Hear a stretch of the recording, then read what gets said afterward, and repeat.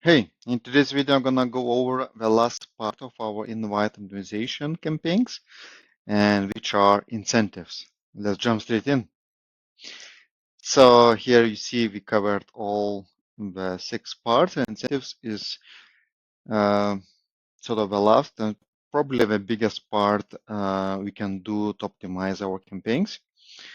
So let's see what are the main options.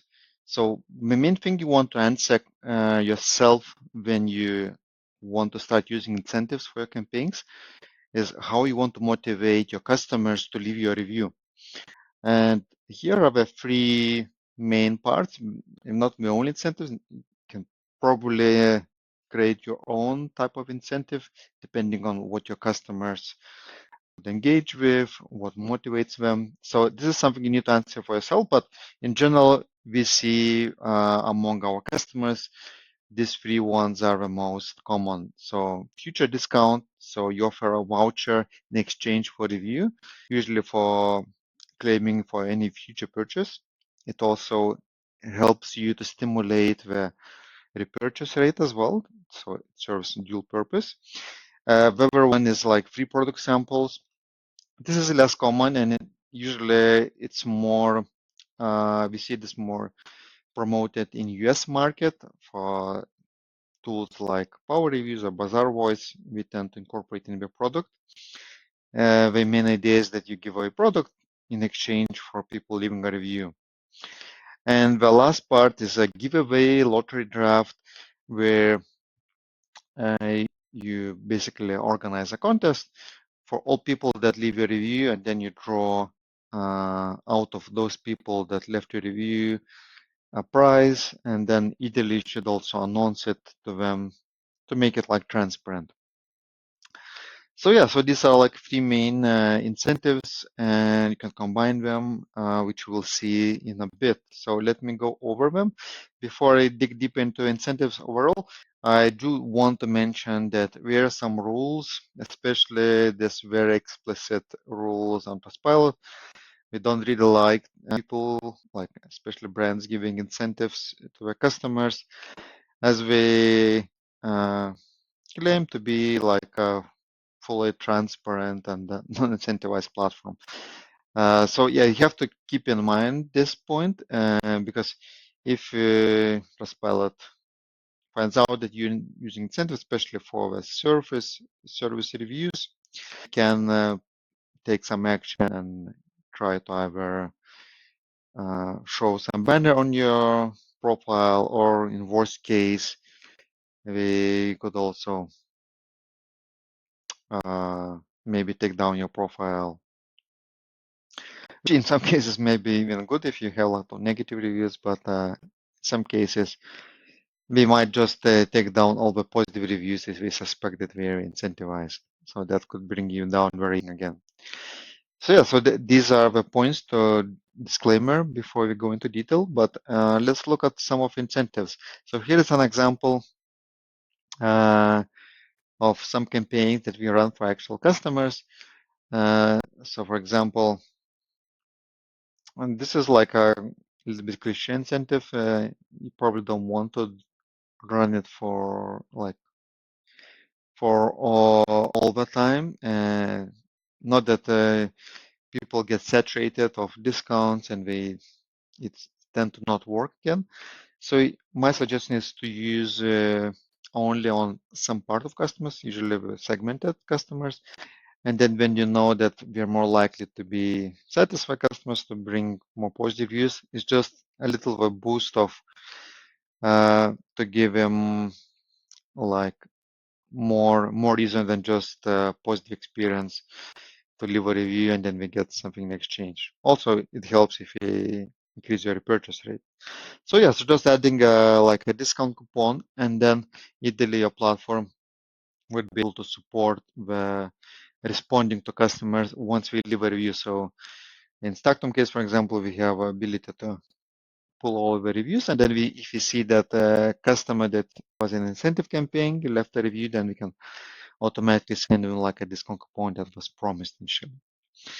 And here we have like some report from Power Reviews, and here we did a survey of some consumers that we monitor, I guess.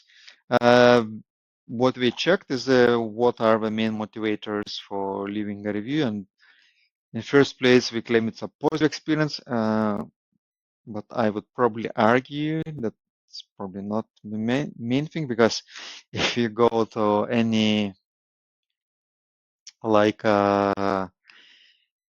any like let's say profile, like for example Trustpilot, and you see if people like brands don't actively invite customers, then the only reviews, or like 9 out of 10 reviews, are usually those that are negative.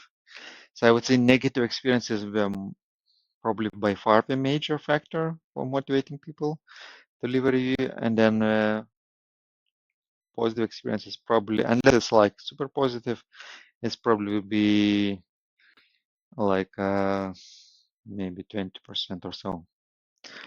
And here it's actually opposite. And free product samples actually the next one, which I argue probably would be first. If someone gives you a free product and asks you for a review, you're almost like naturally inclined to leave it. Yeah, and then here's another example of another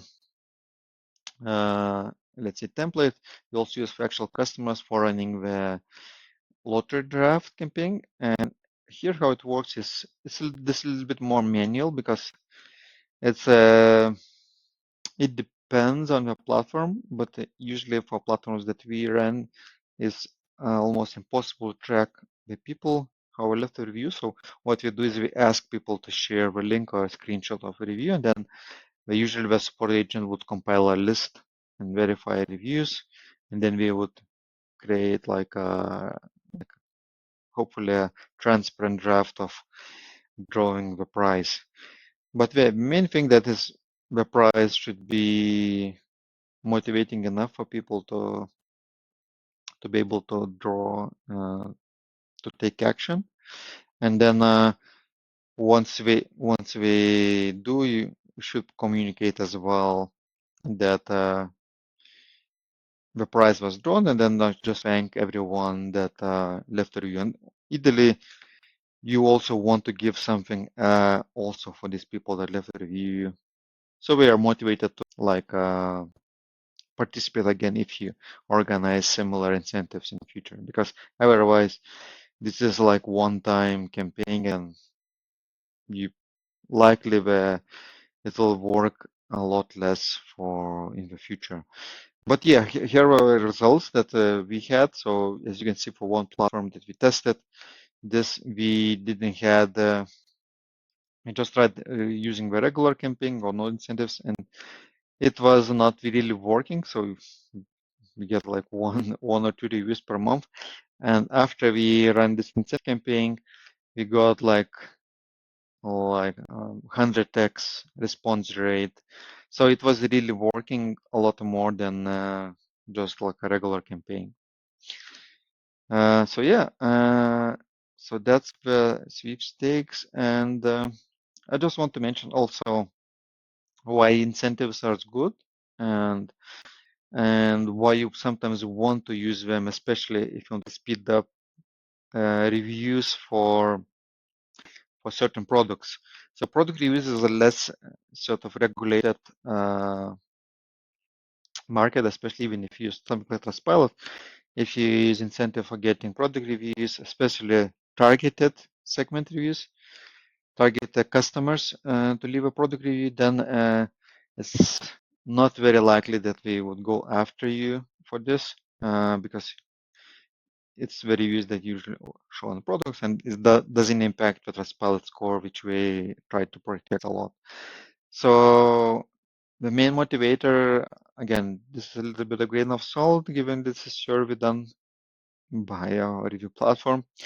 But we do claim that people, if you don't see a review on the website for certain products, half of visitors won't even consider buying it. We had looked at the data before. It's probably not that harsh, so probably would say 50%, but we do see there is an impact in conversion rate, which actually at least an article recently, that the higher the number of reviews is definitely impacts the conversion rate. And if you don't have any reviews, it's likely to impact it altogether. So yeah, so something to take into account, especially if you have new products, you most likely want to speed up the amount of reviews, and incentives is one of the ways to do that. And with Stackton, for example, we have like a way to segment customers based on order data, products they purchased. We see if they didn't leave a review, and then we can like just target them, the incentive campaign, and then once we leave a review, we basically send them the incentive like a discount coupon or something for a product review. And then because it's a targeted customer, he actually purchased the product, this converts actually quite well. And then last thing I want to mention is sometimes incentives can be used also not for getting more reviews, but also reversing negative reviews. So this is one of also features we have on Sectum is we can target customers, for example, based on tickets. If we are happy with the service, the problem has been solved, we do tend to forget that we have a negative review. So we can just remind them, thank them uh, for their, let's see, purchase, and then ask them if they are happy with the response of a support team and if we would like to change the rating. In exchange, also we can also add some incentive for the trouble. And then we can, in Stackton, we can track if a rating has been changed for the review or if a review was removed, for example, then we automatically send them like again, like a discount coupon as a thank you as well, which is like a win-win for you don't get removed negative rating, which sometimes is worth like 10 positive reviews, plus you get a happy customer that's likely to buy again as well, given you boosted his sort of confidence. So yeah, so basically that's it what I want to show you today. And if you want to try any of these incentives yourself, but you don't have a tool today to manage this, then I recommend the Stacktom, because you can just try segmentation on our basic plan, or if you want to get rid of some negative reviews, we have tools on a standard plan, and you can try it for free for 14 days. Otherwise, if you want to just know more a little bit and to see how it can work for a brand, you can book a demo today and our team will walk you through it. Thanks for watching.